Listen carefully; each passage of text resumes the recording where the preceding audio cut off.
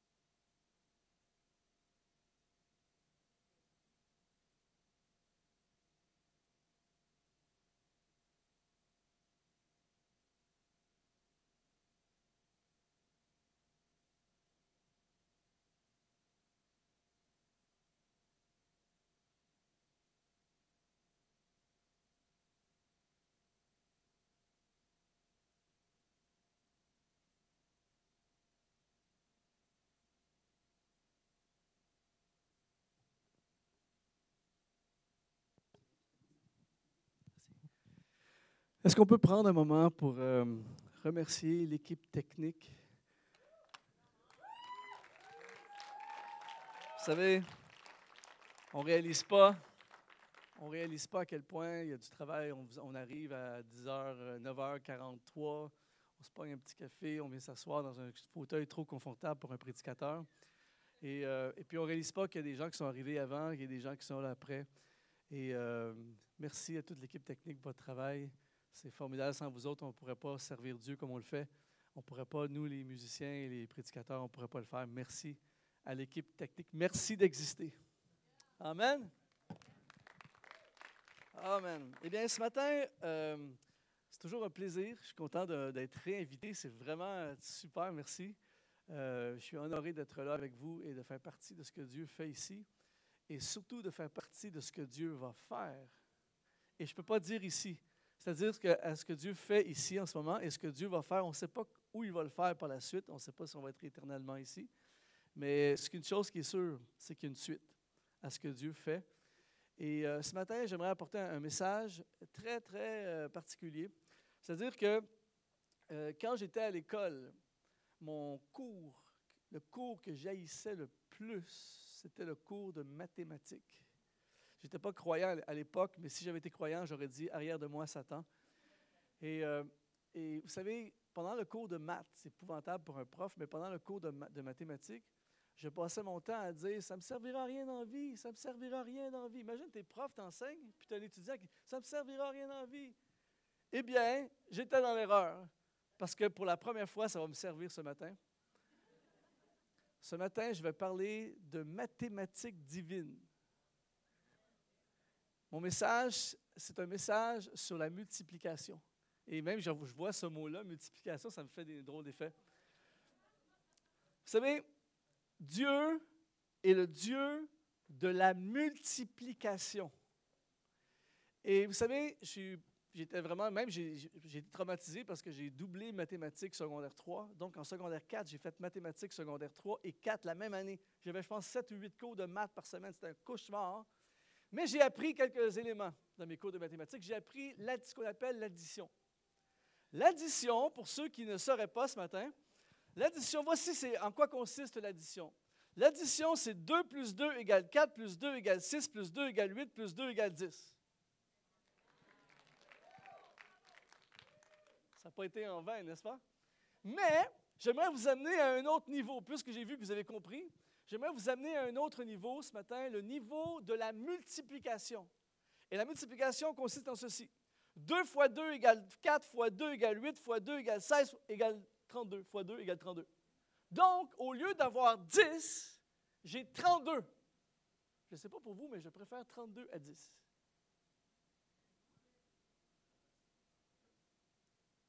À part que si c'est des factures. Ça dépend. Une grande leçon de vie, écoutez bien, c'est une grande leçon de vie, c'est pas combien ça coûte, c'est combien ça rapporte.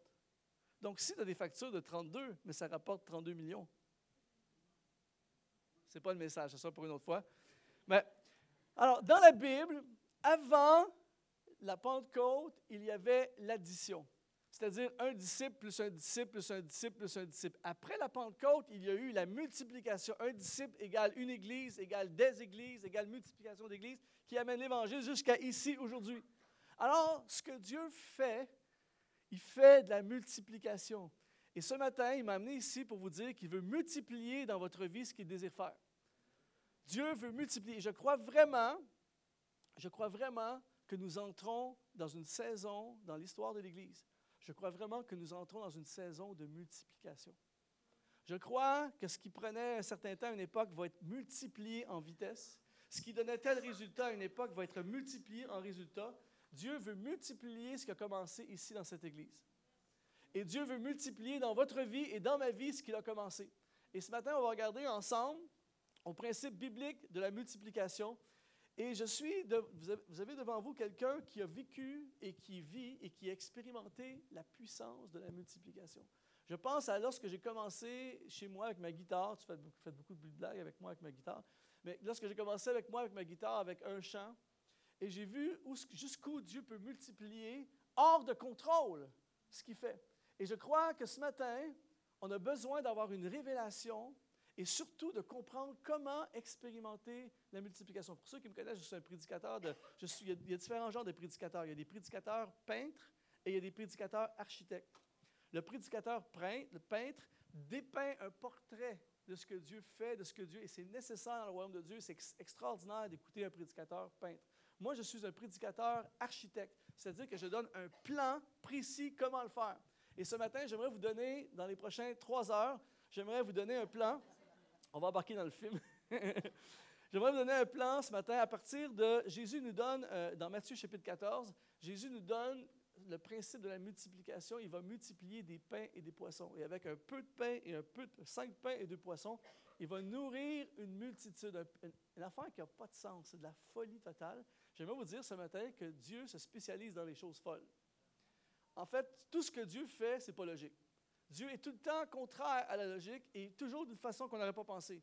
Donc, ce matin, mettons nos plans. Quelqu'un a dit, si vous voulez faire rire Dieu, racontez-lui vos plans. Donc, mettons nos plans de côté et laissons-le multiplier notre vie. Prenons 5 pains et 2 poissons et avec ça, on va nourrir la multitude. Amen? Alors, voici le premier élément ce matin pour vivre la multiplication.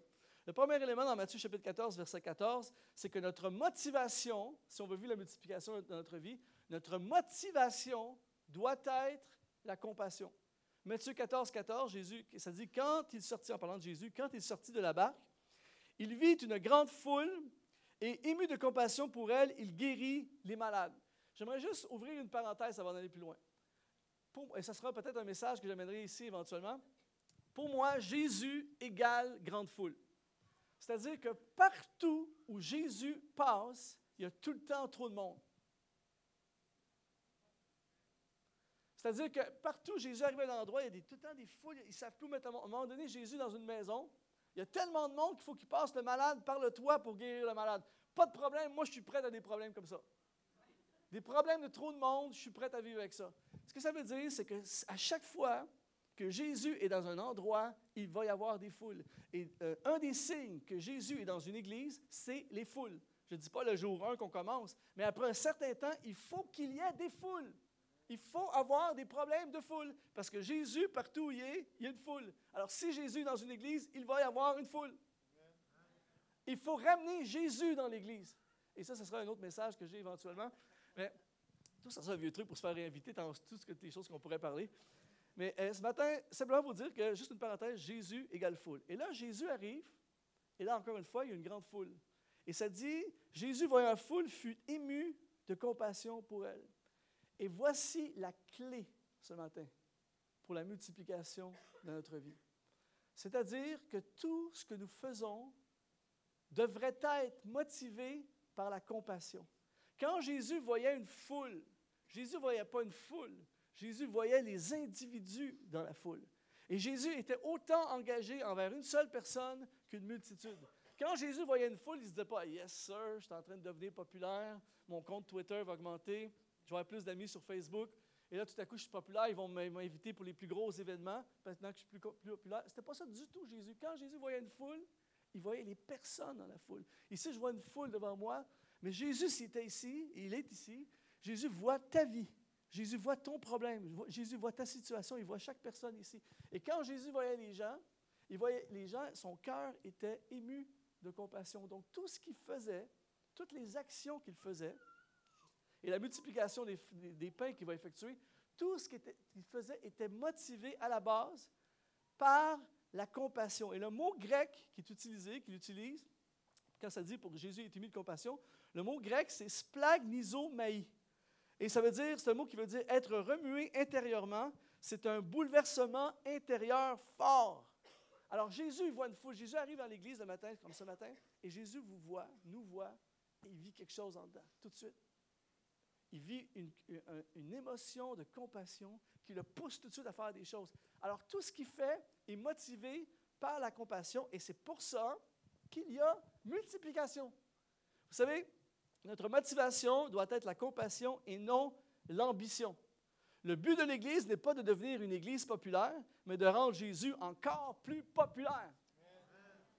Il y a on met beaucoup d'emphase sur l'Église et on veut créer des églises populaires. On veut être populaire dans la ville, on veut se faire connaître notre Église, l'Église, l'Église. C'est bien, mais l'Église est le moyen que Dieu a choisi pour atteindre l'humanité. Mais l'Église n'est là que pour faire la promotion de Jésus et pas la promotion de l'Église. On n'est pas appelé à devenir populaire, on est appelé à rendre Jésus encore plus populaire. Alors, Jésus est ému de compassion et Jésus est poussé à faire des gestes. Qu'est-ce que ça veut dire pour vous et pour moi ce matin? Ça veut dire que dans tout ce qu'on fait, notre motivation devrait être la compassion. Que ce soit les paniers, que ce soit les activités de Noël, que ce soit la musique qu'on joue, que ce soit l'organisation de tout ce qu'on fait dans notre travail. Vous savez, il y a différents genres de médecins. Il y a des médecins qui sont là parce qu'ils veulent vraiment que le patient soit guéri, puis il y a d'autres médecins qui veulent de plus en plus de patients pour ouvrir de plus en plus de cliniques, pour faire de plus en plus d'argent. Il y a une méchante différence entre les deux. Moi, mon médecin, c'est un chrétien, il s'appelle Luc, j'appelle Luc le médecin bien-aimé, comme dans la Bible. Et ce gars-là, il veut que tu sois guéri. C'est super, ça, le médecin qui veut que tu sois guéri?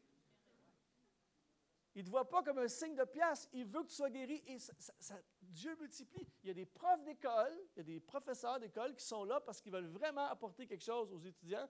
Et il y a des gens qui choisissent d'être enseignants parce qu'il y a 2 mois de vacances l'été. Voyez-vous? Des différentes motivations. Il y a des gens, il y a des entrepreneurs, il y a des garagistes qui veulent. Moi, à l'époque, j'avais un garagiste, il imposait les mains, c'est un chrétien, il imposait les mains à l'auto. Il voulait vraiment que l'auto aille mieux. Et il y a d'autres garagistes qui veulent que tu fasses le plus d'argent possible. Il y a des entrepreneurs, des gens en business qui veulent faire le plus d'argent possible et d'autres entrepreneurs qui veulent aider les gens. Eh bien, ce matin, peu importe les études, le travail, votre carrière, le ministère, si votre motivation, c'est la compassion, splagnisomai, eh bien, vous êtes condamné à la multiplication. Je viens de dire quelque chose de bon, mais ce n'est pas grave. Vous savez, il y a différents genres de musiciens. Je suis dans le ministère de la musique. Il y a des musiciens qui sont là pour devenir populaires, même dans l'Église. Il y a des musiciens qui sont là pour eux-mêmes, des conducteurs de louanges qui sont là pour eux-mêmes, des artistes qui sont là pour eux-mêmes. Et il y en a d'autres qui sont là par amour pour les gens. Eh bien, il y a une méchante différence entre les deux. Quand je rencontre et je connais des ministères de musique qui sont là par amour, par désir, ils veulent que les gens soient touchés, ils veulent que les âmes viennent à Christ, ils veulent que les gens reçoivent quelque chose, eh bien, Dieu va multiplier dans leur vie ce qu'ils font. Le peu qu'ils ont, Dieu va le multiplier. Tandis que l'autre, qui veut multiplier sa carrière, souvent va tourner en rond puis finir mal. Ce matin, que notre motivation soit splagnisomai, que notre motivation soit la compassion. La raison pour laquelle on fait des églises, on bâtit l'église, la raison pour laquelle on est ici, on se donne du trouble d'être ici, c'est parce qu'on veut que les gens soient touchés, on veut que la communauté autour soit touchée. Et si on fait ça, mes amis, c'est fort, ça va être puissant. Attention à l'ambition. L'ambition nous fait voir les gens comme un moyen d'atteindre nos rêves, tandis que la compassion nous pousse à aider les gens à atteindre leurs rêves. Vous savez, l'année passée, j'ai rencontré un gars très, très spécial. J'étais dans une église, et puis comme ce matin, j'arrive, je m'installe, j'arrive un peu à l'avance, et là, je vais avec ma clé USB, je vais voir la personne qui fait la projection des chants, et pour mes chants, pour mon message. Et quand j'arrive, le gars il prend ma clé USB, il la rentre, puis il dit, c'est en quel format? Je dis, en format PowerPoint. Il dit, ouf. Il dit, on n'a pas PowerPoint, tout ça. Et là, il dit, on n'a pas Keynote, on n'a pas PowerPoint. Et là, dans ma tête, quand il me dit ça, je dis, ah non, ils m'ont donné un incompétent. Et là, il commence, et là, tout à coup, il commence à faire des affaires qui sont... Je vois plein d'affaires apparaître sur l'écran. Je ne savais même pas que mon Mac pouvait faire ça. Il y a plein d'affaires, ça apparaît, tout ça. Et pouf, un moment donné, il y a quelque chose qui apparaît. C'est 100 fois meilleur que qu'est-ce que j'avais donné sur ma clé. J'ai aucune idée qu'est-ce qu'il a fait, mais il a donné des résultats. Et tout à coup, mon amour a grandi pour lui. Ma motivation. Et là, tout à coup, là, je fais la soirée, tout ça. Et après la soirée, à la fin de la soirée, tout le monde s'en va, tout ça, et personne ne m'invite à manger, tout ça. Je suis tout seul, presque, en train de partir. Et là, il arrive à côté de moi, il est avec son épouse. C'est un jeune homme, peut-être 22, 23, 25 ans maximum. Il me dit, veux-tu qu'on aille manger ensemble? Je dis, allons manger. Personne ne m'invite, alors allons manger ensemble. Et là, on sort dans le parking de l'église, et en sortant dans le parking, il y a encore plein de voitures qui sont là. Et là, il y a un genre de voiture, j'avais jamais vu ça, ça ressemble à une Ferrari, mais plus futuriste. Et là, je fais une blague, ça va être ton auto, ça, il dit oui. Wow! Là, il appuie sur un bouton, les portes s'ouvrent comme ça. Je dis, voyons donc. Il dit, oui, c'est une affaire, un prototype électrique, 0 à 100 km en 3 secondes. Alors, il dit, veux-tu essayer? OK, je m'assois là-dedans. Moi, j'avais une vieille voiture, une vieille Renault de location. Je devais rester dans le parking. Et là, on s'assoit, 0 à 3 secondes, mais c'est silencieux. Tu es rendu à 100 km/h. Et là, il dit, quand j'ai vu la voiture, je dis, écoute, peux-tu aller manger une place? C'est pas cher, tu sais. et il dit, pas de problème. Et finalement, il m'amène c'est un genre d'hôtel. Il dit, tout est fermé, il y a juste cet hôtel-là qui est fermé. Et là, on arrive devant l'hôtel, je regarde le menu. C'est plus cher que le cachet qu'il m'avait donné pour la soirée. Là, je dis, oh là, ça va être salade et verre d'eau ce soir. Et finalement, on s'assoit. Et là, je commence à lui poser des questions. Il commence à me parler, le jeune homme. Là, il est en business informatique. Je n'ai pas trop compris parce que le gars, finalement, il me parlait.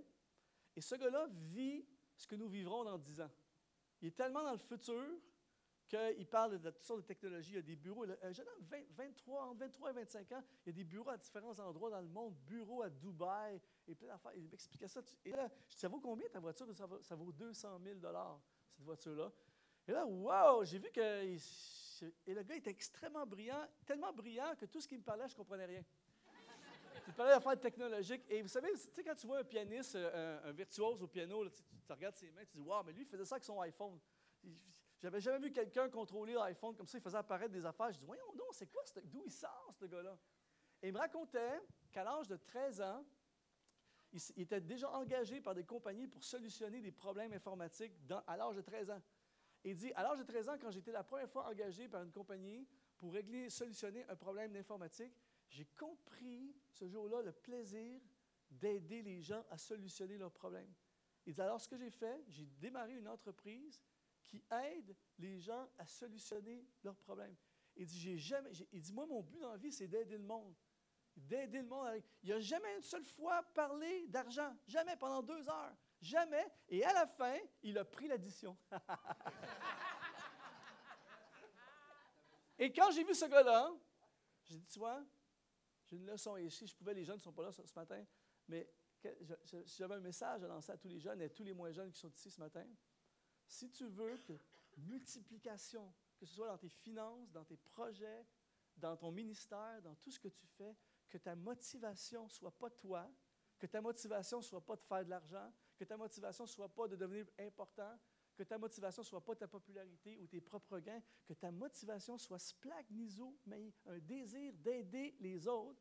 Et alors que tu le fais comme Jésus, tu vois la foule, et peu importe ta sphère d'influence, ta sphère d'activité, tu le fais par désir d'aider les autres, tu es sûr d'une chose, Dieu va multiplier. Amen! C'est extraordinaire. Vous savez, Mère Teresa a dit ceci. Elle a dit, on ne fait pas des grandes choses, mais seulement des petites avec un amour immense. Elle a dit, donne tes mains pour servir et ton cœur pour aimer. Ce qui compte, ce n'est pas ce que l'on donne, mais l'amour avec lequel on le donne. Et une Église qui a compris ça, et une Église qui se donne, et dans cette période de Noël, c'est un des temps les plus stratégiques. J'écoutais Pasteur Joël et Anna tout à l'heure qui partageaient leur cœur par rapport à ça. Eh bien, je veux dire, oui, il faut le faire. Il faut le faire, il faut donner, il faut vouloir toucher les gens, ta voisine ou l'ami de la mère de l'ami de ta petite fille. Eh bien, c'est ça l'Évangile. C'est ça l'Évangile. Splagnizomaï, des gens qui sont aimés. On n'est pas là juste pour se faire du bien, on ne se réunit pas le dimanche juste pour faire notre affaire, nous autres, faire notre trip personnel. On est ici par compassion. Et on a le désir de voir plus de gens. On veut voir la place remplie, pas pour qu'on ait notre site web encore plus glorieux, puis plus de gens qui cliquent sur notre site web pour dire « vous êtes bons ». On est ici parce qu'on a un amour pour les gens, on a un amour pour la communauté, et on ne peut pas s'empêcher, on ne peut pas continuer à voir les gens souffrir comme ça autour de nous. Il faut qu'il se passe quelque chose dans leur vie. Notre motivation, c'est l'amour, c'est la compassion, et Dieu va faire une révolution si on fait ça. Amen! 1 Corinthiens 13, Paul dit « Quand je parlerai les langues des hommes et des anges, si je n'ai pas l'amour, je suis un airain qui résonne, une cymbale qui retentit. Et quand j'aurai le don de prophétie, la science de tous les mystères et toute la connaissance, quand j'ai même toute la foi jusqu'à transporter les montagnes, si je n'ai pas l'amour, je suis rien. Et quand je distribuerai tous mes biens pour la nourriture des pauvres et quand je livrerai mon corps pour être brûlé. Je ne sais pas pour vous, mais je ne connais pas grand monde qui est prêt à faire ça. Livrer son corps pour être brûlé. Mais il dit, même si je fais ça, je livre mon corps pour être brûlé. Si ce n'est pas motivé par l'amour, je ne suis rien. Alors ce matin, je crois que ce qui va impacter ici au Québec, c'est une nouvelle vision de notre rôle ici sur cette terre. On est là pour les autres. Et on splagnizomai, comme Jésus, on est devant la foule et notre motivation, c'est la compassion. Amen. Deuxième élément pour expérimenter la multiplication, et cela c'est puissant, vous allez voir c'est fort, c'est de répondre à un besoin. Jésus a dit, ça dit dans Matthieu chapitre 14, verset 15, ça dit « Le soir étant venu, les disciples s'approchèrent de Jésus, de lui, et dirent « Ce lieu est désert et l'heure est déjà avancée. Renvoie la foule afin qu'elle aille dans les villages pour s'acheter des vivres. » Ça, là, il y a tout un message là-dedans. C'est-à-dire que Jésus est très, très spécial. Jésus est tout le temps en train de provoquer un peu, puis Jésus est très non conventionnel. Et là, Jésus enseigne toute la journée, puis à la fin de la journée, Jésus dira « Renvoyez la foule pour qu'elle aille chercher de la bouffe. » Mais il n'y a rien. Il n'y a rien, c'est un désert. C'est pas pareil comme s'il y avait eu des Scores à côté, des Pizza Hut, des McDo, des buffets, tout ça. Il n'y a rien. Et là, les gens sont renvoyés vers rien. Et là, les disciples, eux, ça les décourage un peu. Seigneur, ce lieu est un lieu de désert. Écoutez bien ça. Ce que nous voyons comme rien, Jésus voit une opportunité. Jésus se glorifie tout le temps là où il n'y a rien. Jésus agit tout le temps là où il n'y a rien. Et le mot qui est utilisé pour le désert, ici le mot grec qui est utilisé, c'est le mot érémos, qui est utilisé également pour parler d'un lieu désertique, d'une région abandonnée, une région non cultivée, abandonnée des autres. Alors les disciples disent, Seigneur, c'est quoi cette affaire-là? Il n'y a rien. Mais c'est pour ça qu'ils ont besoin, parce qu'il n'y a rien. Tu ne donnes pas quelque chose à quelqu'un qui n'a pas besoin. Tu investis et tu te donnes là où il n'y a rien. Donc, pour nous, souvent, un désert, c'est négatif. Pour le Seigneur, lui, un désert, c'est positif. Alors, qu'est-ce que ça veut dire pour vous et pour moi ce matin? C'est que si on veut expérimenter la multiplication, il faut s'investir dans un érémos. Il faut s'investir dans un désert. Il faut qu'on trouve un désert et qu'on réponde à un besoin dans le désert. Jésus ne peut pas multiplier. Imaginez s'il y a plein de restaurants autour, il y a plein de bouffe partout autour. Jésus ne peut pas multiplier. Le besoin est déjà rencontré. La seule façon que Jésus peut multiplier, c'est en répondant à un besoin. Donc, il n'y a personne, il n'y a pas de bouffe. Gloire à Dieu, opportunité de multiplication.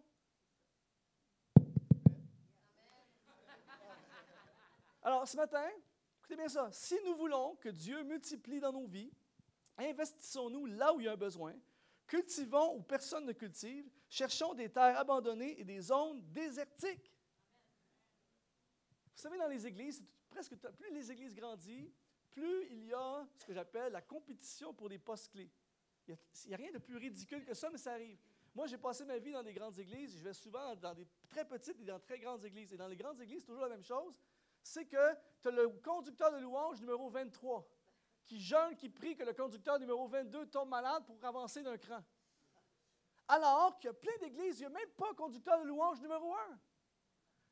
À quoi ça sert de te battre, de bouder, d'insister pour quelque chose que le besoin est déjà répondu? Va ailleurs, là où il y a un besoin. Même chose dans les églises. Cette église, il y a plein de gens extraordinaires qui font plein de choses extraordinaires. Mais j'aimerais vous dire ce matin, il y a plein d'érémos dans cette église. Il y a plein de zones. Il y a plein de zones, et je connais rien, je connais aucune situation d'église, mais je connais assez les églises pour savoir qu'il y a plein d'érémos dans cette église. Il y a plein de zones désertiques qui n'attendent que vous. C'est désert parce que vous n'y êtes pas. Et le jour où vous allez vous investir dans cette zone désertique, tout à coup, bouf, multiplication. C'est extraordinaire ce principe. Alors ce matin, vous savez, souvent on dit, dans mon église, il n'y a pas de louange. Gloire à Dieu, c'est pour ça que tu es là.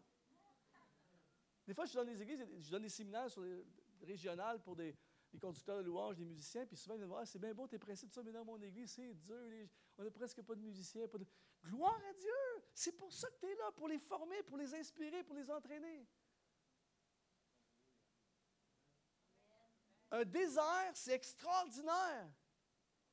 Un érémos, c'est extraordinaire. Il faut aller dans des régions. Le Québec est rempli d'érémos. Il y a plein de régions qui n'ont pas de leader de jeunesse, il n'y a pas de jeunesse.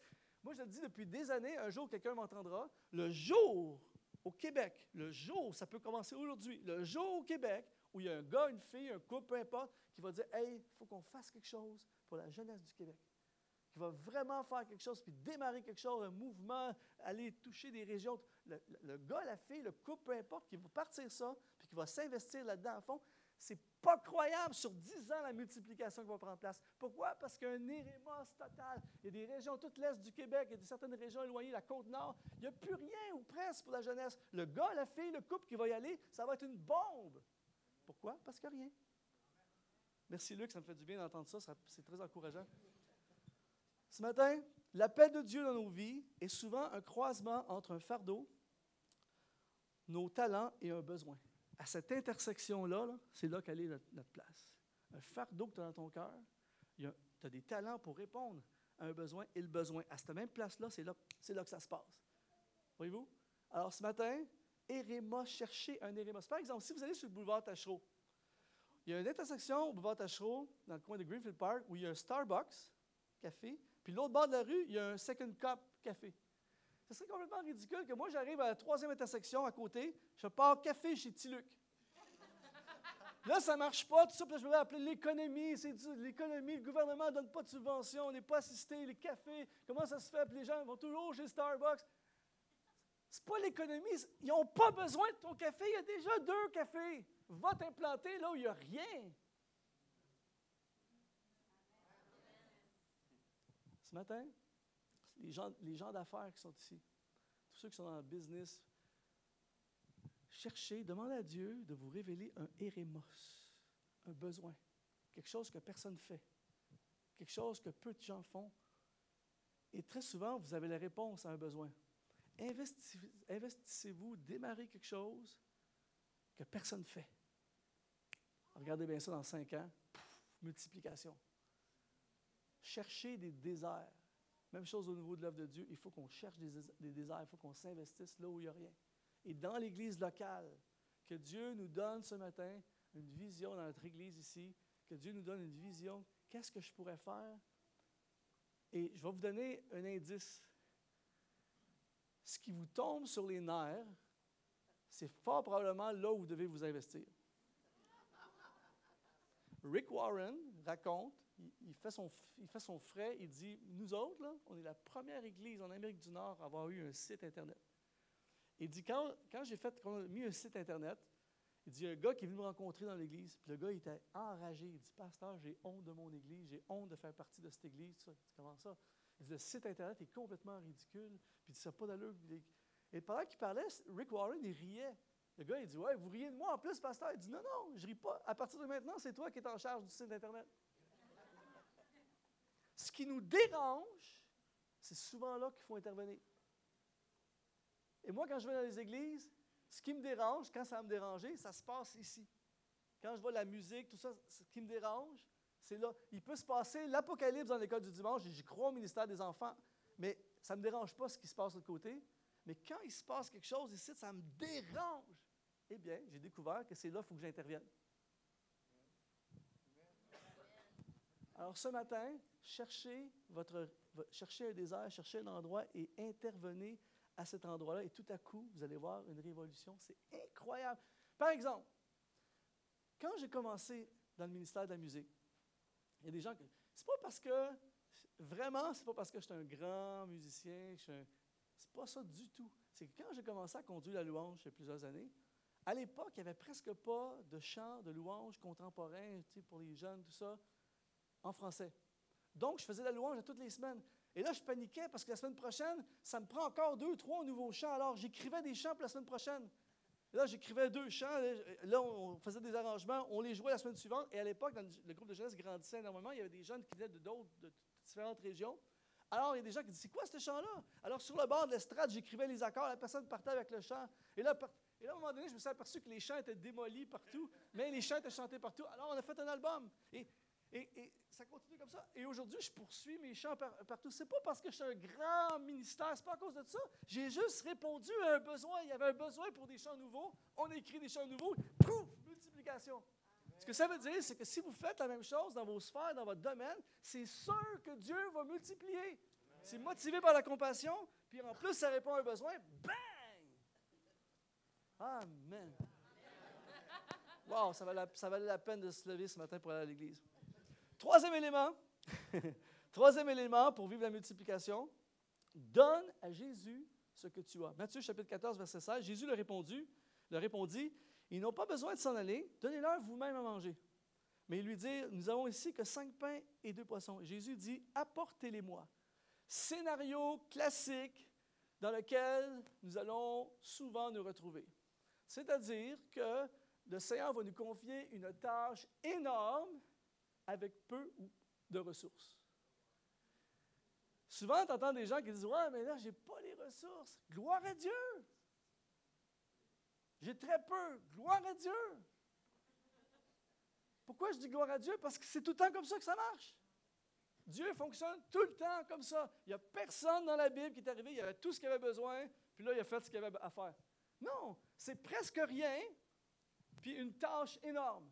Alors, si ce matin, vous dites, j'ai presque rien et je suis devant une tâche énorme, amen, tu es en plein dans le plan de Dieu. Mais ça prend un petit peu. 0 fois 0 égale 0. Pour vivre la multiplication, ça prend un petit peu. Un petit peu de ressources, un petit peu de talent, un petit peu d'expérience, un petit peu de connaissances, un petit peu de contact. Et avec un petit peu, Dieu va multiplier. Mais donne à Jésus le petit peu que tu as. Souvent, on veut garder le petit peu. Donne au Seigneur le petit peu que tu as. C'est tout le temps comme ça dans la Bible. David, devant Goliath, une fronde, 5 pierres. Joseph, présidence du pays, l'interprétation d'un rêve. Josué, la muraille de Jéricho, une marche de 7 jours autour de la ville. Je suis capable de faire ça. Je ne sais pas pour vous, je suis capable de marcher autour d'une ville. Je ne peux pas faire de la dynamite pour faire sauter la ville, les murailles, mais si je suis Josué, je peux faire le tour de la ville. Paul, l'évangélisation du monde. Voyons donc. Tu es capable, Paul, d'entrer dans une ville et parler dans une synagogue. Les gens se réunissent dans une synagogue, rentrent dans la synagogue, parlent. Voyez-vous? Dieu va tout le temps confier quelque chose d'énorme avec un petit peu de ressources. Et si tu prends le petit peu de ressources que tu as et que tu le donnes au Seigneur, tu l'abandonnes au Seigneur, il va multiplier. Tes 5 pains, 2 poissons, donne-les au Seigneur et lui va le prendre, il va multiplier et tu vas pouvoir nourrir la foule. Donne à Jésus ce que tu as. Nous n'avons que 5 pains et 2 poissons. Notre problème, souvent, pour vous autres, mais moi en tout cas, mon problème, c'est que souvent, j'ai essayé et j'essaie, je porte sur moi le fardeau de la tâche à accomplir. Quelle erreur monumentale. Et le jour que j'ai compris ça, ça m'a changé complètement. Je ne suis pas responsable, je ne porte pas sur moi le fardeau de mon ministère. C'est son ministère. Suivez-moi bien.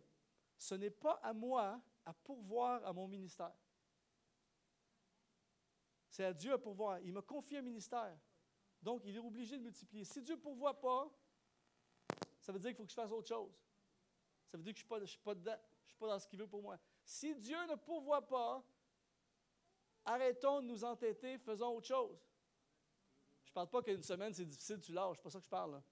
Mais je parle sur une longue période de temps. Dieu ne pourvoit pas, mon ministère tourne en rond, ça ne marche pas. Je suis en train de m'enliser. Dieu ne pourvoit pas. Si Dieu ne pourvoit pas, c'est peut-être que tu n'es pas exactement en train de faire ce qu'il veut que tu fasses. Parce que si tu es en train de faire ce qu'il veut que tu fasses, la pression n'est pas sur toi, elle est sur lui. Et lui est capable d'en prendre, la pression. La pression de cette Église n'est pas sur vous. La pression de cette Église, elle est sur lui. Et c'est à lui à multiplier. Vous, il vous a donné un mandat, vous lui redonnez le peu que vous avez, et lui, il le multiplie pour sa gloire. Le jour que j'ai compris ça, ça a changé. Le jour où j'ai compris ça, j'ai commencé à avoir du fun dans le ministère. Avant, ce n'était pas le fun. Et ça devrait être le fun de servir Dieu. Amen. Alors, donne à Jésus ce que tu as et finalement, partage ce que Jésus te donne. Matthieu, chapitre 14, verset 19. On va terminer avec ça. Il fit asseoir la foule sur l'herbe. Il prit les 5 pains et 2 poissons et levant les yeux vers le ciel, il rendit grâce. Puis il rompit les pains et les donna aux disciples qui les distribuèrent à la foule. Et tous mangèrent et furent rassasiés et l'on emporta 12 paniers pleins de morceaux qui restaient. Incroyable. Ça, j'appelle ça le sens de l'humour de Dieu. C'est-à-dire que, si tu te croirais dans un restaurant aux États-Unis, tout le monde sort avec des doggy bags à la fin. Il y a tellement, tu sais, le Seigneur aurait pu pourvoir, multiplier, puis nourrir la multitude, puis ça finit là. Non, il en reste plein après, juste pour prouver, monter aux disciples, ce n'est pas un problème pour le Seigneur de pourvoir et de multiplier. Et quand Dieu fait, c'est des torrents de générosité. Alors, voici un principe. Pour moi, là, ce qu'il vient de montrer là, pour moi, ça vient me chercher. C'est-à-dire que le fait qu'il utilise l'exemple de la bouffe, ça vient me chercher. Y a-t-il quelque chose de plus difficile à partager que de la bouffe? C'est que là, écoutez bien, ils prennent 5 pains et 2 poissons, ils les donnent au Seigneur. Le Seigneur les prend, il rendit grâce et le Seigneur leur redonne. Écoutez bien, tu as passé toute la journée, eux autres aussi ont passé toute la journée à écouter les enseignements et ils sont hyper conscients. Eux savent quelque chose que la foule ne sait pas. C'est-à-dire qu'ils sont conscients qu'il y a un érémos, qu'il n'y a rien autour. Et eux savent qu'il y a 5 pains et 2 poissons. La foule ne le sait pas. Alors, le réflexe, si je suis avec les disciples, et là, Jésus nous redonne les 5 pains et 2 poissons, j'ai le goût de les garder pour moi. Il n'y a rien de pire que de partager, de plus difficile que de partager de la bouffe. Le Seigneur va tout le temps nous demander de partager quelque chose qui est dur à partager. Il ne va pas te demander, tu as 50 paniers d'épicerie chez vous, puis voudrais-tu donner juste un sac de pâtes? Ah, OK. Non, ce n'est pas ça. Il va te demander de partager. Ça va faire mal. Par exemple, pour moi, c'est dur de partager de la bouffe. Par exemple, y a-t-il un concept de plus ridicule que d'aller au McDo avec ton épouse? Et les épouses, des fois, ils font ça. Chérie, on va prendre une frite à 2. C'est pas vrai! Les frites, c'est fait pour une personne! Partager une frite. Ou bien, ça c'est un classique, j'ai vécu ça 1 million de fois, un classique, on fait un concert, un événement, après, ils commandent des pizzas. Et là, ils me demandent tout le temps, Luc, qu'est-ce que tu veux sur ta pizza? Et là, moi, je demande, c'est spécifique ce que je veux sur ma pizza. Là, j'écoute les autres commandes. Personne ne veut ce que moi je commande. Tout le monde commande toutes sortes de pizzas. Moi, c'est une pizza. Et là, les pizzas arrivent. Et là, ils vont ouvrir, parce que je suis l'invité, souvent, ils vont ouvrir ma pizza en premier. Ah, t'as Luc, ta pizza, prends un morceau. Et là, tout à coup, ah, je pense que je vais en prendre de cette pizza. Tout à coup, tout le monde s'intéresse à la pizza. Personne n'a voulu avant, mais tout le monde s'intéresse. Et je sais que moi, je ne veux pas leur pizza. Donc, s'ils mangent ma pizza, il ne m'en reste plus. Et moi, quand je mange la pizza en groupe, des fois, ils commandent tout le temps. Pourquoi, quand on commande des pizzas, on est une gang, là? Pourquoi qu'on commande juste limite? Pourquoi qu'on n'en commande pas pour qu'il en restera pour demain? C'est tout le temps une quantité limite. Alors, quand je suis avec un groupe et on commande une pizza, le premier point, je la mange à une vitesse fulgurante. Parce que je vais être sûr d'en avoir une deuxième. Tout ça pour vous dire ce matin que c'est extrêmement difficile de partager. Et je voyage, depuis plusieurs années, je voyage à plein de places dans le monde. Écoutez-moi bien. Souvent, nous, au Québec, on va ailleurs dans le monde pour enseigner, dans les églises, dans les leaderships, toutes sortes de choses. Et c'est bien. Mais je pense qu'il y a un paquet de monde qui aurait besoin de venir ici au Québec pour nous enseigner à nous autres. Parce que moi, dans mes voyages, j'ai appris, j'ai vu de mes yeux ce principe du partage dans une autre dimension que je n'ai jamais vue ou rarement vue ici au Québec. Et ici au Québec, alors qu'on vit dans un pays d'abondance de fous, les pauvres ici sont riches par rapport à bien des endroits dans le monde, et on a de la misère à partager. Alors que je vais à des endroits dans le monde où c'est moi qui devrais leur apporter, puis ils n'arrêtent pas de me donner. Le principe du partage est un principe direct de multiplication. C'est incroyable. Tu touches un peu au partage et bouf! C'est incroyable. Et ici, l'une des raisons pour laquelle l'œuvre de Dieu ici au Québec est dans la misère, c'est parce qu'on a une mentalité de recevoir. Donnez-moi, y a-t-il quelqu'un qui peut me donner? Tout ça. Au lieu de, qu'est-ce qu'on pourrait faire pour donner, nous autres? On va donner, on va partager ce qu'on n'a pas, et Dieu va nous faire déborder de multiplication. On a besoin d'une complètement changer. On a besoin de partager. J'ai plein d'amis pasteurs qui souffrent en ce moment parce qu'il y a plein de gens dans leurs églises qui sont là juste avec une mentalité de recevoir, mais qui ne partagent pas leurs dons, qui ne partagent pas leurs finances. Ils vont le faire, mais au compte-gouttes. Et c'est pour ça qu'on a de la misère, on avance tout le temps. C'est comme ça, difficile à monter parce qu'on est tout le temps à la limite, alors qu'il y a plein de gens dans l'Église qui pourraient tellement, juste un petit peu plus de partage, et bouf! Vous savez, partager, ce n'est pas juste ton argent, c'est ta vie, ton temps. Quand tu partages ton temps, vous savez, de l'argent, tu peux toujours en faire d'autres. Tu donnes un 100$, tu peux toujours en gagner 200. Mais la journée que tu donnes, c'est fini. Alors, partager ton temps, pour moi, c'est encore plus de valeur que de l'argent. Partager tes talents. Il y a des gens qui ont la solution à plein de problèmes que nous avons, mais on garde ça pour nous autres. Et après ça, on se demande pourquoi que ça tourne en rond notre affaire, pourquoi on n'avance pas dans notre vie. Si on prend ce principe du Seigneur et on partage ce qu'il nous donne, le Seigneur va prendre et il va multiplier au centuple. Et avec ça, on va nourrir la multitude. Amen. Je termine avec ça. Cet hiver, au mois de février, je suis allé à Saint-Martin, dans les Caraïbes, là où Dieu habite pendant l'hiver. Et c'était très, très spécial. J'ai vécu quelque chose de très, très spécial. J'ai eu une leçon de vie incroyable. C'est-à-dire que c'était une dame qui organisait mon passage là-bas, Myrlène. Myrlène a marqué ma vie. Myrlène, c'est elle qui occupait de toute l'organisation des concerts, les musiciens, la logistique, tout ça. Super gentille, tout ça. Et le jour du départ, j'envoie un dernier email pour dire, juste pour finaliser, je vais arriver là-bas, tout ça. Elle me dit, super, mais je ne serai pas là, je vais être à l'hôpital. Fait que là, j'ai dit, est-ce que tout est correct? Elle dit, je suis guéri dans le nom de Jésus. C'est tout. Alors, j'arrive à l'aéroport, le pasteur m'accueille, on a une première soirée, c'est génial. Tu sais, concert, mais avec un vent du sud chaud, puis des tués palmiers dans l'arrière avec la mer. Moi, j'obéis. Dieu m'appelle, j'obéis à son appel, je réponds. Alors, après 2 jours, je dis au pasteur, on est en train de déjeuner, je dis, qu'est-ce qui arrive avec Myrlène? Quand j'ai dit ça, il y a comme un genre de tristesse qui est apparu dans ses yeux. Il me dit, Myrlène, elle a une maladie incurable, elle fait de l'atrophie musculaire et elle vit maintenant à l'hôpital en permanence.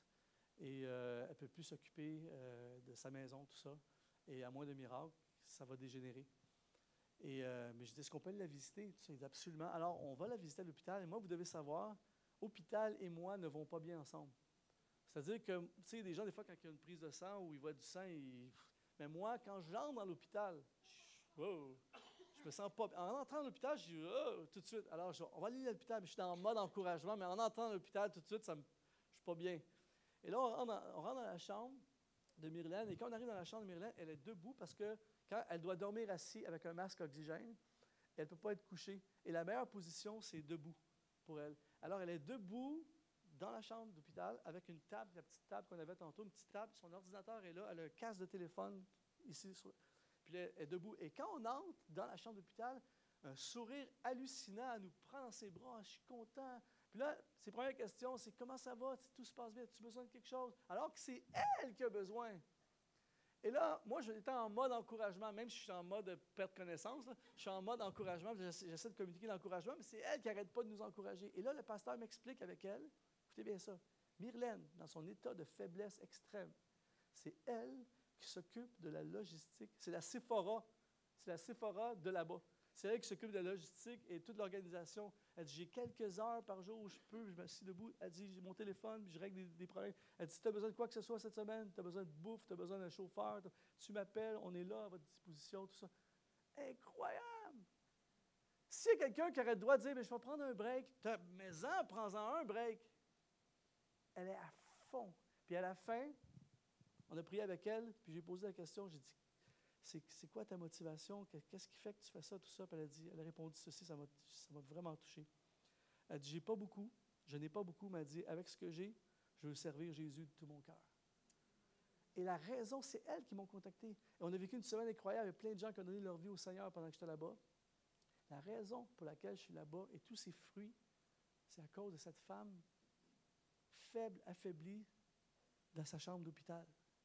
Avec plus rien, ou presque plus rien, elle offre le peu qui lui reste et le Seigneur trouve le moyen de le multiplier quand même. Alors imaginez, vous et moi, ce matin, ce qu'on peut faire si on donne ce qu'on a, puis on partage ce qu'on a. On donne ce qu'on a au Seigneur, on dit, je te donne tout, Seigneur, ce que j'ai, puis on le partage. C'est illimité la multiplication que nous pouvons vivre.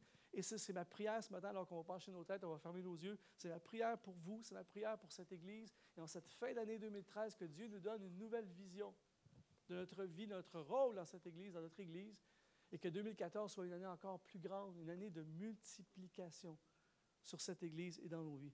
Alors, pendant que nos yeux sont fermés, c'est un moment personnel. Je vais prendre ma guitare dans un instant, on va terminer avec ce chant. Je te donne mon cœur, je te donne tout, Seigneur. Mais juste avant qu'on le chante ce matin, j'aimerais demander à tous ceux et celles ce matin qui qui ont besoin, qui reconnaissent, tous ceux qui veulent dire, Seigneur, ce matin, j'ai besoin d'un cœur nouveau. J'ai besoin d'un cœur de compassion. J'ai besoin d'avoir le cœur de Jésus. J'ai besoin, Seigneur, que tu me fasses voir la foule d'une nouvelle façon. Très souvent, on pense beaucoup à nous-mêmes, mais que le Seigneur, ce matin, puisse nous donner une nouvelle vision de la foule, splagnisomaï, un cœur de compassion. Alors, tous ceux et celles, ce matin, qui disent, j'ai besoin que le Seigneur change mon cœur. J'ai besoin que le Seigneur me donne son cœur pour la foule. Si c'est votre besoin ce soir, votre prière ce matin, juste levez votre main. J'ai mes yeux fermés, ce n'est pas devant moi que vous levez votre main, mais c'est devant le Seigneur. Seigneur, donne-moi un nouveau cœur. Je ne veux plus voir les gens, je ne veux plus voir la foule de la même façon. On peut baisser nos mains. Tous ceux et celles ce matin qui ont besoin d'une vision de leur érémos, une vision du désert. Chaque personne ici, sans exception, nous avons tous, pour chacun d'entre nous, il y a un érémos dans lequel nous devons intervenir. Et certains sont dedans, mais je crois qu'il y en a certains, plusieurs parmi nous, qui ne le voient pas. Et souvent, l'érémos, il est juste à côté, il est juste devant nous, sous nos yeux, mais on ne le voit pas. Et ce matin, tous ceux qui ont besoin d'une vision, que Dieu nous fasse voir ce qui est devant nous, que Dieu nous fasse voir notre rôle, là, répondre à un besoin. Il y a plein de besoins, et pour chaque besoin, il y a une personne, des personnes. Et il y a des besoins dans lesquels nous devons intervenir, vous devez intervenir. Et tous ceux ce matin qui sont à ce stade de leur vie où ils disent, Seigneur, je suis disponible, montre-moi mon érémos, montre-moi le désert où je dois intervenir, je suis prête, je veux y aller, je suis disponible. Si c'est votre désir ce matin, juste levez votre main devant le Seigneur. Amen. Et en conclusion, tous ceux et celles ce matin qui sont prêtes, vous n'êtes pas obligés, ce n'est pas de l'émotion, il faut que ce soit une conviction. Si c'est juste de l'émotion, ça va durer 5 minutes, c'est fini. Mais une conviction ce matin, Seigneur, je suis prêt à tout te donner. Je suis prêt à te donner le peu que j'ai, mes 5 pains et 2 poissons, je suis prêt à te les donner. Puis je suis prêt à le partager. Je veux m'engager ce matin, concrètement, à partager ma vie, partager mes ressources, partager mon temps, partager mes talents. Je te donne tout, Seigneur. Si vous n'êtes pas prêt, vous ne le faites pas. Mais si vous êtes prêt ce matin, si vous dites, je veux le faire, je veux la multiplication, je vous invite à lever votre main devant le Seigneur, partout dans cette place. Amen. Alors, on va se lever ensemble, si vous voulez bien, et on va chanter ce chant. Je te donne tout, Seigneur, je te donne mon cœur, il n'appartient plus. Ça dit, un parfum de valeur sur toi est répandu, c'est l'offrande de mon cœur. Pareil comme cette femme qui a offert à Jésus un parfum de grand prix. C'était l'équivalent d'une année de salaire, le parfum qu'elle a offert à Jésus. Elle a donné tout ce qu'elle avait, cette femme-là. C'était pas une femme riche, mais elle a tout donné au Seigneur. Alors, si j'aimerais ce matin qu'on puisse chanter ce chant comme une prière, on s'abandonne complètement au Seigneur.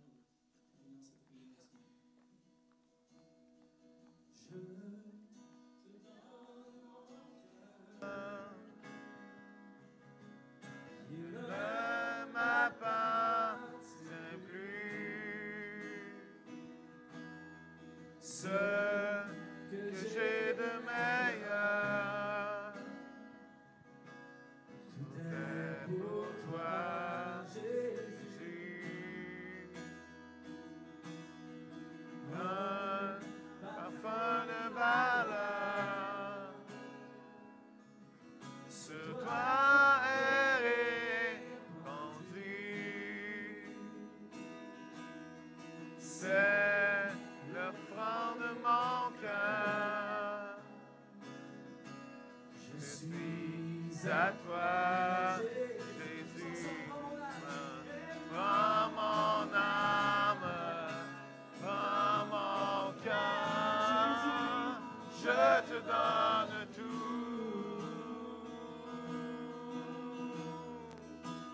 Prends ma vie, me voici.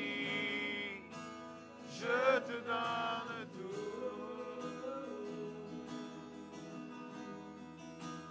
Prends mon âme, prends mon cœur.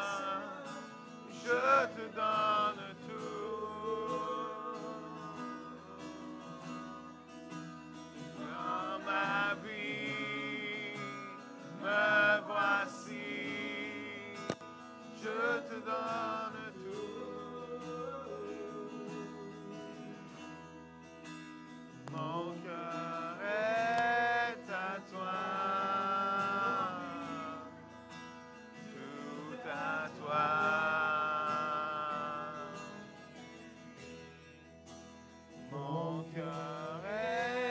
à toi. Tout à toi.